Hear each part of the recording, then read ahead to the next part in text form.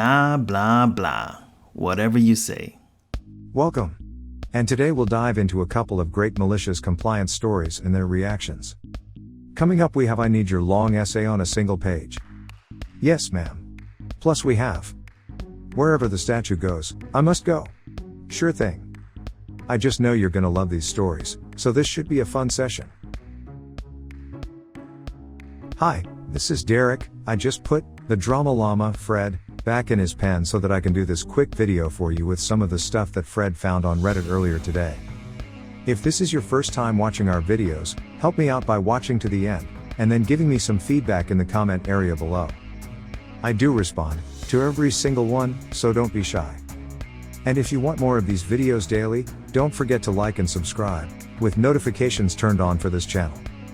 Oh boy, let's get ready for some malicious stories. Lunatic976 posted. I need your long essay on a single page. Yes, ma'am. When I was a college sophomore, we had this professor, Mrs. Wang, in religion studies who would act like her subject should be our top priority. Although we came from different majors, religion studies is just a filler subject needed for students in this Catholic college. She wanted us to come to every meeting, because attendance is a part of her grade, which was fine by me. But she would give us too many research assignments for so little time. This class is ATTH1. So if she gives us 3 research assignments on Tuesday, the outputs are expected to be submitted on Thursday the same week. This started a problem for all of us since we also have a lot of things to do from major subjects. But it would be a hassle to fail a subject like this. Retaking a major subject is acceptable. Retaking a filler subject is annoying. One Tuesday, she gave us an assignment. A 4,000-word essay to be submitted on Thursday. 4,000 is a lot for us given the time frame. And that week was the week before the midterms, so it gave us a hard time. But the catch, she wanted it on a single sheet of short bond paper.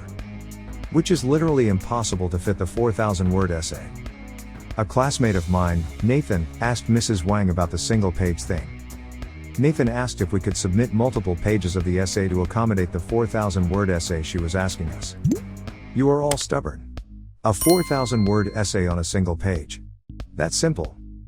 Mrs. Wang was already in her early 60s that time, so I don't think she had an idea of what a compressed 4,000-word, in a single page would look like when printed. In every subject, we have a FB group for announcements, discussions between classmates, and note sharing. In some subjects, the teacher was usually the admin of the group. But since Mrs. Wang is not too fond of FB, one of our classmates volunteered to create a group for us. The night before the submission, we were having a problem with our outputs. Some classmates who were done with the essay tried to print their outputs. The font was too small, even though the margin was already adjusted. Here comes the malicious compliance. Nathan, who was still a little pissed about the whole situation, posted a status on our group. Let's give her what she wants. 4,000 words in a single page. The comments were blowing up. Some commented they were thinking of the same and others were laughing. That time, the ha ha ha reaction button wasn't still a thing, so literal, ha ha ha, was filling up the comments.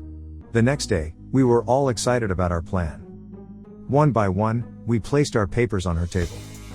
As she was scanning on some papers, she went ballistic. Why are the words in these too small? Nathan raised his hand. Ma'am, you were clear about a 4,000-word essay on a single page. That's what it looks like.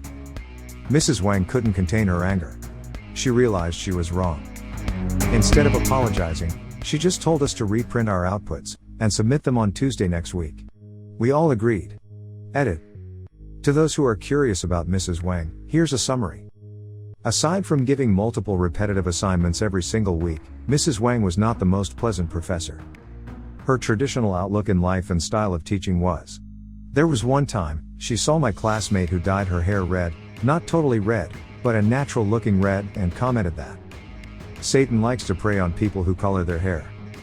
Another time she claimed that some religions are bogus and cults and they prey on the devil.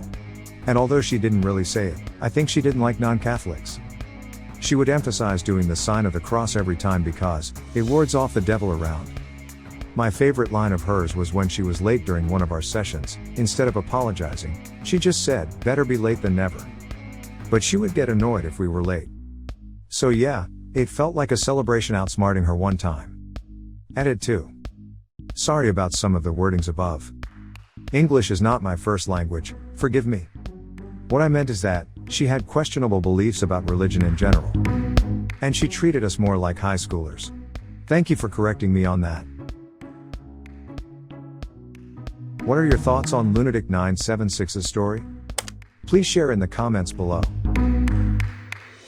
Here's how some Reddit members reacted to this story. Matt R here reacted with, I had a filler class like that, but it was only 1 credit. Got there the first day. And they handed out the requirements for the semester, which was double what my 3 to 4 credit classes were. I went to the admin office and dropped it off that day. Seriously, some teachers need to get over themselves, and realize that their 1 to 2 credit classes aren't the only thing that their students are doing. Bushcraft Hatchet reacted with, in this situation, this is exactly what you do. Follow directions. Let her worry if she has a microscope or not. Donfom reacted with, 4,000 words in 2 days is the most effed up crap I ever heard. Lol. What a bunch of great reactions. Now on to the next story posted by Neverbook, who posted, wherever the statue goes, I must go. Sure thing. I have worked/collaborated some years with the police in my city, Valencia, Spain. And to this day, they still tell the tale of the funniest malicious compliance that was done by 2 officers in the late 80s/early 90s. There was a festivity where a statue was walked in a procession through the city center and ending in the port of Valencia, putting it in a ship in order to transport it to its original place. 2 police officers were entrusted with escorting the statue with their motorbikes. The inspector who ordered it was said to be rude, and said something in the lines of, "You better be glued to the statue, wherever it goes, you two go with it." The service seemingly went okay for the police officers, but after some days, the police department received a call from the port authority, informing that there were 2 police motorbikes, parked several days inside the port. That was when the inspector realized what had happened. Cue the malicious compliance. As you may already have guessed, the police officers went inside the boat together with the statue. This statue belonged to a cathedral located in Ibiza, 110 kilometers from Valencia, and they spent some days in the Isle, enjoying themselves. Before going back to Valencia, when the superiors finally contacted them and ordered them to come back, they did what they were told, and decades later, their colleagues that are still working, in Spain local police can work until 65 years. Still remember this tale as one of the funniest moments they have ever lived inside the police department. Tall Chick 8 reacted with, well done. I know of Ibiza's current reputation as being a beach party destination for people all over the world. Would it still have had the same reputation when the story took place? Yes, for sure. I don't know since when, but in the 80s, I am sure, as my uncle lived there the whole decade. As a piano man in different pubs and clubs. He has told me several stories from then, and drugs were already an issue. Led76 reacted with, love that compliance. I wonder how far they took the joke. I'm picturing them standing next to the statue at the museum for days, while the curators look on nervously. PN Gwyn reacted with, did they get overtime? I don't think so, but it would have been the icing on the cake.